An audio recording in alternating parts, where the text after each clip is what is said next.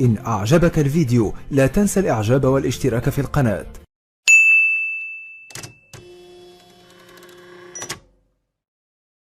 Fasciné par le Maroc par hasard. C'est un légitimiste. C'est un monarque, un monarchiste qui sert une république et qui la méprise profondément. Il y a une sorte d'anachronisme chez lui. C'est par certains côtés pas un homme de son temps. Et donc, il y a une sorte de compensation. Au Maroc, il trouve enfin un monarque à servir et une monarchie à rétablir, à restaurer. Le rapport des Marocains avec l'IOT est un rapport d'énorme respect. D'énorme respect. Oui, parce que ce qui est maintenant considéré comme étant l'expression la plus authentique et la plus profonde de la marocanité est une invention de l'IOT. C'est paradoxal. C'est très paradoxal.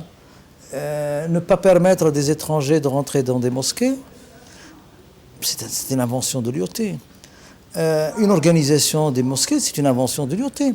L'architecture de la Médina, la réinvention de la Médina, le Habous, c'est l'IOT. Enfin, le quartier Habous Casablanca, c'est les architectes de l'IOT. Donc, toutes ces choses, donc, tout ce qui est au centre, si tu veux, de notre marocanité réinventée par la suite, c'est quelque chose qui nous a été, pas donné, mais disons qui a été imaginé à partir d'une forme d'empathie agressive, même si les mots sont paradoxaux, d'une forme de compréhension de ce que c'est que l'être marocain, etc. Et qui n'a jamais donné lieu à du mépris. Parce que l'IOT leur avait, et là il y a un côté opportuniste, proconsul, inoculé l'idée qu'ils étaient les meilleurs élèves de l'empire colonial français. D'abord, ils n'étaient pas colonisés, ils avaient gardé leur autonomie, et puis il y a toutes sortes de déclarations de l'IOT pour dire que les Marocains se constituent un peuple noble, féodal, artistique, enfin doté de toutes les vertus, si vous voulez. Je peux dire que les officiers français des affaires indigènes ont été des hommes de qualité, des hommes extraordinaires, qui, moi personnellement, quand j'ai ouvert les yeux, l'officier français ne donnait pas l'impression qu'il y avait une occupation, malgré l'armée, malgré tout ça. Au contraire, c'était des gens choisis, des gens tirés sur le volet, et des gens que, d'ailleurs, si vous voyez aujourd'hui, tous les écrits que les Français ont laissés, en l'espace de 44 ans, le Maroc peut rester encore 200 ans, et ne produirait pas autant parce que les Marocains n'écrivent pas. Je pense qu'il faut rendre un hommage à un écrivain qui s'appelle Maurice Leglay, qui a dû mourir en 1936 et qui a toute une œuvre, mais bon, c'est comme un peu comme chez Isabelle Eberhardt. Il y a deux sortes de personnages dans la littérature de Maurice Leglay. Il y a d'un côté l'officier français des affaires indigènes et de l'autre, l'autre. Et l'autre est merveilleux, à ce point que l'officier français des affaires indigènes oublie que ses affaires sont indigènes et qu'il est français. Mais on est dans la mythologie. Le berbère d'en face est un homme prestigieux, ses femmes sont derrière lui, elles lui balancent du henné sur la teinture, il restera une trace infamante sur son burnous s'il recule, elles le poussent au combat avec les youyous et le henné. Les berbères rampent nus dans la nuit avec rien, enduit de graisse, pour attaquer à travers les barbelés un poste. Si on est attrapé, la graisse vous permet de vous libérer.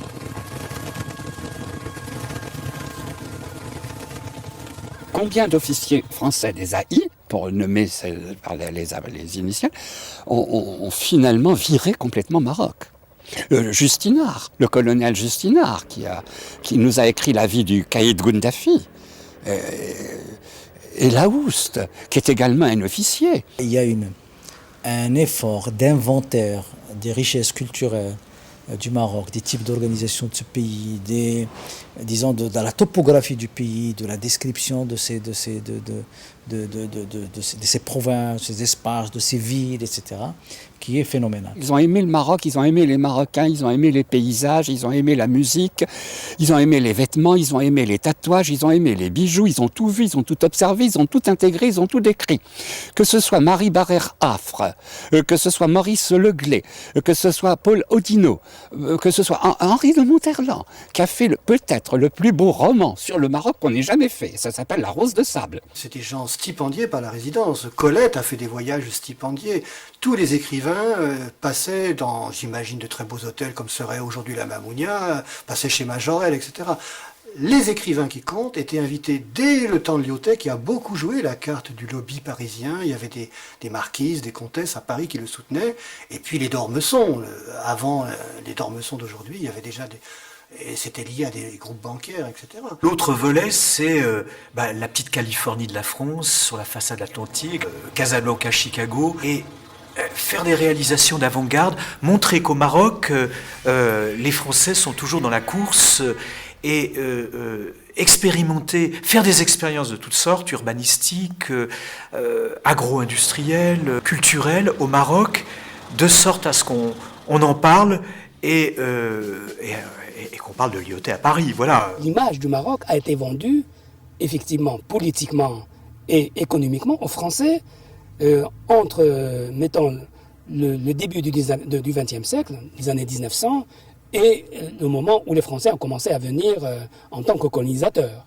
On a représenté le Maroc un petit peu comme le Far West américain, comme la Nouvelle-Californie. L'image du Maroc était importante à fabriquer parce que coloniser, c'est-à-dire, ça voulait dire envoyer des colons. Et pour envoyer des colons, il fallait les intéresser quand même d'une certaine manière.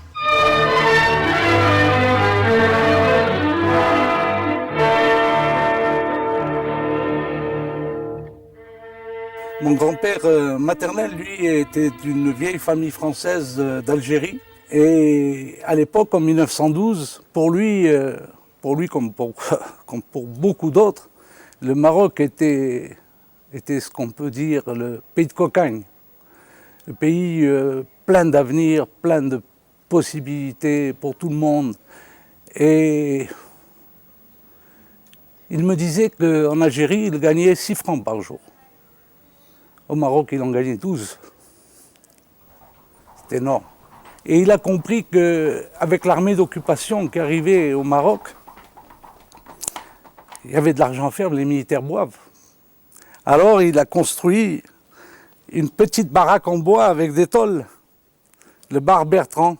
Il a gagné de l'argent avec ça. Et il a construit par la suite le bar Bertrand La Cigale, qui aujourd'hui existe encore.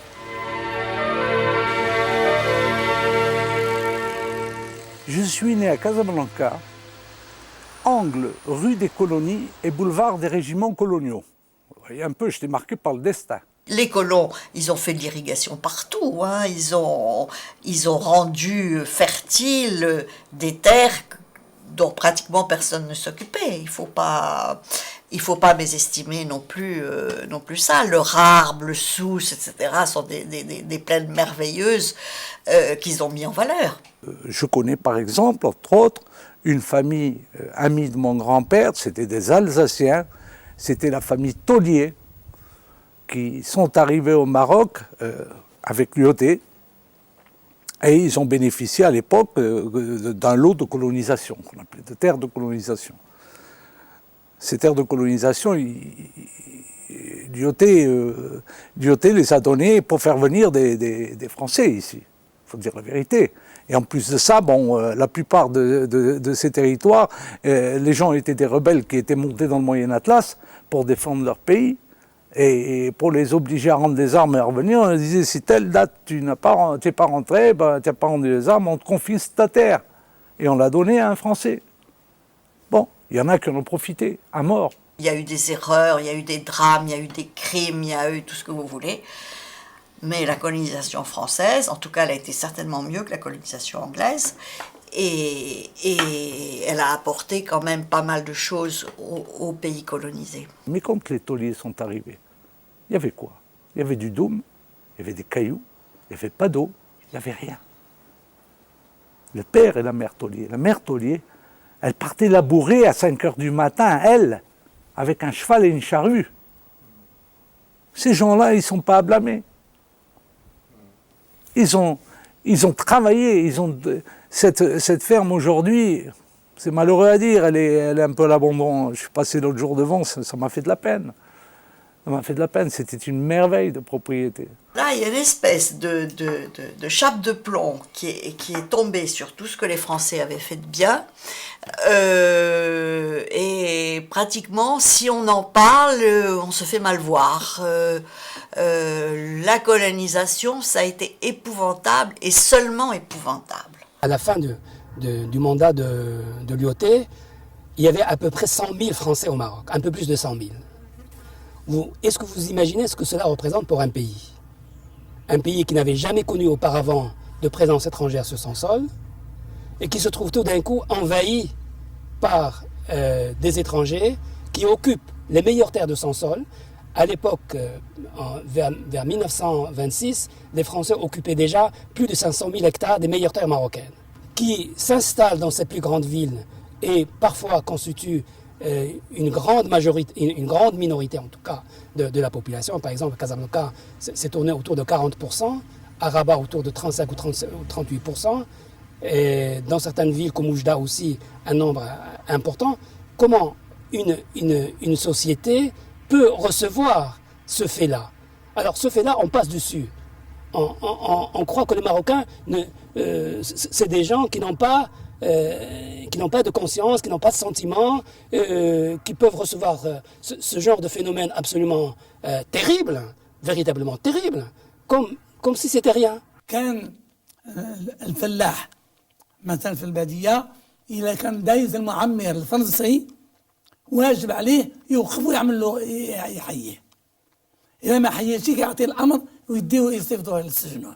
Je me souviens des premiers bleds où on habitait, il fallait construire des routes pour arriver jusqu'à la maison. Au début, les Morasni nous portaient dans leurs bras pour arriver à la maison parce qu'il y avait une pente et la route n'arrivait pas jusque-là. Donc j'ai vu mon père faire des routes, je le voyais, mais même à Azrou, je rentrais pas au tribunal, mais je savais que certains après-midi rendaient la justice selon le droit coutumier. C'était une justice plutôt juste, ça évitait beaucoup d'affrontements entre les parties, même si c'était pour une paire de poulets. Ils avaient une façon de rendre la justice qui était tout à fait honnête. Le Daïr berbère est promulgué le 16 mai 1930. Il représente aux yeux de la jeunesse une attaque concertée contre l'unité du Maroc. Aussitôt, une forte opposition s'organise et gagne les villes de mosquée en mosquée jusqu'à la Karaouini. Les fidèles récitent l'invocation à Allah. Sauve-nous des mauvais traitements du destin et ne nous sépare pas de nos frères berbères. On date en général dans les manuels la naissance du nationalisme marocain dans cette réaction contre le Daïr berbère. Il faut peut-être dire un mot du Daïr berbère. Les historiens de gauche en France auraient cette formule courte que nous allons reprendre maintenant. Berck la reprend. Le Daïr berbère visait à isoler les populations berbères de la nation marocaine pour obtenir une sorte de berbéristan, une masse de manœuvre si le nationalisme venait à monter, ou une masse de manœuvre pour les soldats. Il y avait cette croyance que le berbère est plus attractif par la France, par sa civilisation. Il n'a pas trop d'islam, on ne va pas lui en mettre. Il n'a pas d'arabe, on ne va pas lui en mettre. On va prendre ses coutumes berbères. Faut voir, parce que le Daïr berbère ne faisait ça que dans l'ordre du civil et du pénal. Il ne le faisait pas sur des tas d'autres plans. صدور الداير البربري في الواقع كانت عنده هزة في المغرب طبعا في العالم الإسلامي كله، ولكن بالنسبة لي شخصيا هزتني هزا عنيفا. لماذا؟ الفكرة ديال التفرقة هزتني هزا، الفكرة ديال محاربة العقيدة هزتني هزا، الفكرة ديال القضاء على اللغة العربية هزتني هزا. هذا الشيء كله كنشوفو بدا كيطبق. En Algérie, les pères blancs, les héritiers du cardinal de la Vigerie, parlent de conversion. En Algérie, il y a eu de la conversion. Au Maroc, l'idée était dans la tête de quelques-uns. Paul Marty, par exemple, qui a compté pour le collège d'Azrou un peu, et surtout à la résidence. Sur le plan de christianiser les élites, il y a eu un cas, deux cas, masculin, féminin, très rares. Bon. Au Maroc, ça n'a guère pris, pour des raisons qu'il faudrait explorer. انخرط ذاك الوقت في العمل الوطني، وجات العام 34 وأنا في 20 من عمري. كانوا الفرنساويين ديك الساعة الإدارة الفرنسية كيعتبرونا واحد الجماعة ديال الصبيان لدرجة أنهم كيخطبوا واحد المرة صابوا خطبة اللي غادي يلقاها مع ديال المقيم العام أو شكون أن هؤلاء اللي كيقوموا بهذه الحركة الوطنية صبيان لم يبلغوا الحلم. وهنا بعض المسائل مستملحات منين بدينا كنشوفوا داك الشيء الوقت اللي كان عملوا شي عريضة أو كان بغيو نعملوا شي وفد يحتج كنفتشوا على الناس ماني الحي باش نعملوهم معنا من أجل نبينهم بأننا ماشي حنا الصبيان اللي نبلغوا الحلم ولكن كان عرضوا. Reddition des dernières tribus réfractaires au protectorat dans l'anti-Atlas en 1934, présentation à Sa Majesté le Sultan et au résident général du plan de réforme marocaine. Il y a là une sorte de chassé-croisé qui n'est pas anecdotique, qui est lourd de symboles. كانوا 10 ديال الناس اللي غادي يخدموا هذه المطالب منهم ال10 هو عبد ربه. خدمنا المطالب اولا نسخه لجلاله الملك وكنت من الناس اللي قدموها ونسخه قدمها للاقامه العامه المقيم العام الفرنسي في تلك الفتره وصيفطنا جوج الناس منا لفرنسا باش يقدموها لحكومه فرنسا. Il y avait depuis 1934 et malgré tout ce qui s'est passé après, il y avait quelque chose avec le roi Tacite qui a compris qu'il faut que le mouvement national se développe et le mouvement national persuadé que c'est avec le roi qu'il faut marcher. وتعجبني جيدا كلمة قالها محمد بن يوسف الله يرحمه قال لهم بأنه فرنسا لما جات للمغرب خيطت واحد الجلابة على قد هذا المغرب وبغات المغرب يبقى لها قابص هذه الجلابة بوحدها والمغرب كبر.